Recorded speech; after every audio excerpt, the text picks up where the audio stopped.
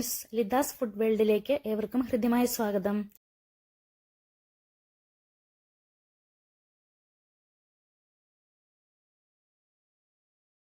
ഇന്ന് ഞാനിവിടെ തയ്യാറാക്കാൻ പോകുന്നത് നല്ല സ്പൈസി ആയിട്ടുള്ള ഒരു പാസ്തയാണ്.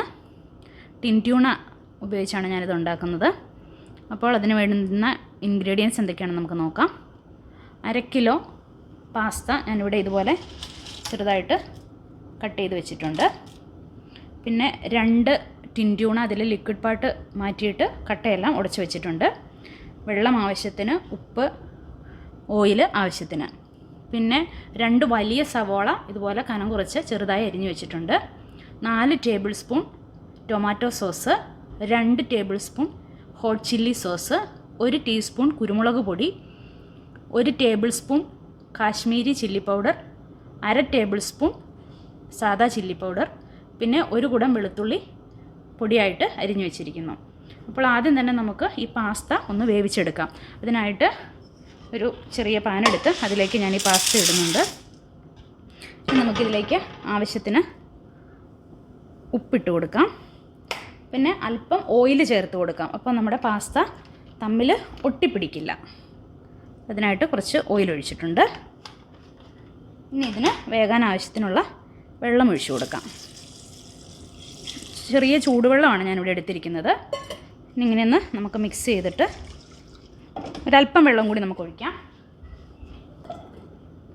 കുറച്ച് വെള്ളം കൂടി ഒഴിച്ചു കൊടുക്കാം.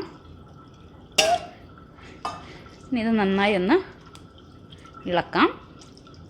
അതിന് ശേഷം നമുക്കിത് ഒരു മീഡിയം ഫ്ലെയിമിൽ വെച്ച് വേവിച്ചെടുക്കാം. ഒത്തിരി വെന്ത് പോകാതെ നോക്കണം.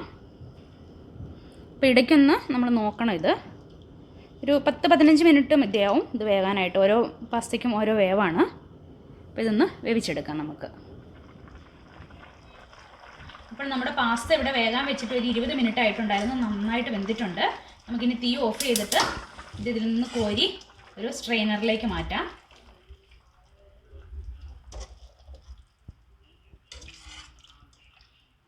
ഒന്നും ഒട്ടിപ്പിടിച്ചിട്ടൊന്നുമില്ല നമ്മൾ ഓയിൽ ഒഴിച്ചതുകൊണ്ട്.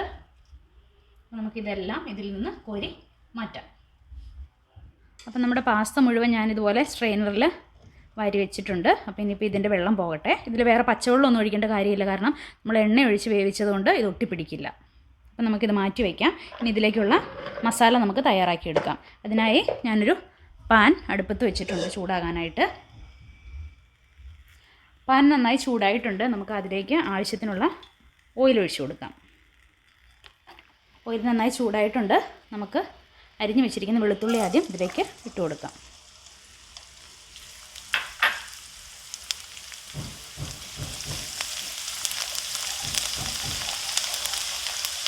ഇനി നമുക്ക് ചെറുതായി അരിഞ്ഞു വെച്ചിരിക്കുന്ന സവോള ഇട്ട് വഴറ്റാം.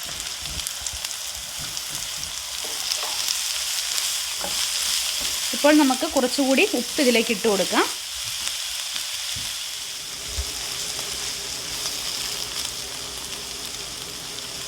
അപ്പോൾ നമ്മുടെ സവോളയും വെളുത്തുള്ളിയും നന്നായി വഴന്നിട്ടുണ്ട്. ഇതിലേക്ക് ഇനി നമുക്ക് എടുത്തു വെച്ചിരിക്കുന്ന ടിൻ ട്യൂണ ചേർത്ത് കൊടുക്കാം.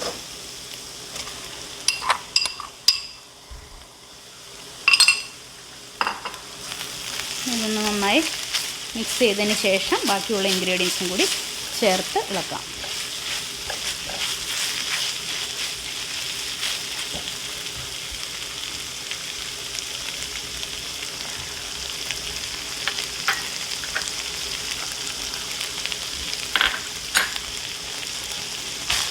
പ്രീ കുക്ക്ഡ് ആയിട്ടുള്ള ടിൻ ട്യൂണയാണിത്. അതുകൊണ്ടാണ് ഇതെല്ലാം വഴന്നതിന് ശേഷം ഇതിടുന്നത്.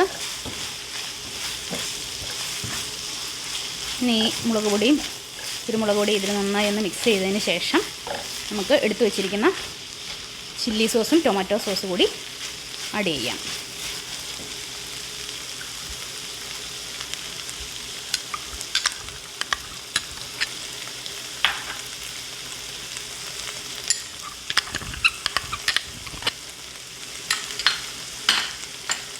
ഇതിൻ്റെ പച്ചമണം മാറുന്നത് വരെ നന്നായി ഒന്ന് വഴറ്റിയെടുക്കാം.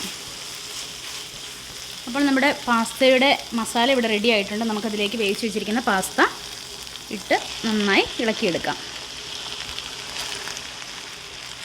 അപ്പോൾ നമ്മുടെ പാസ്ത മസാലയിൽ നന്നായി മിക്സ് ചെയ്തിട്ടുണ്ട്. നമ്മുടെ tasty and spicy tin tuna use ചെയ്തിട്ട് ഉള്ള പാസ്ത ഇവിടെ റെഡി ആയിരിക്കുകയാണ്. നമുക്കിത് സെർവിങ് പ്ലേറ്റിലേക്ക് മാറ്റാം. വളരെ ടേസ്റ്റി ആയിട്ടുള്ളൊരു പാസ്തയാണിത്.